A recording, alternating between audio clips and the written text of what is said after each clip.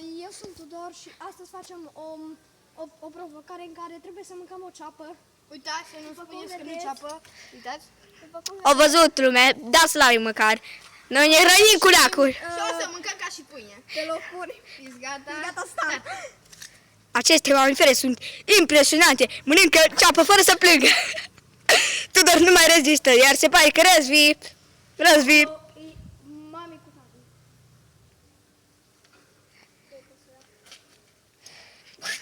Da, zi. Hai să mergem. Acum mergem mai în sus. Stai, să apără amândoi. Eu sunt gazda voastră Raul. Eu v-am prezentat această...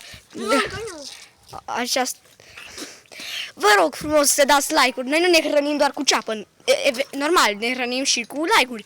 Dați like, vă rog, la acest episod și noi vom mai posta alte episoade.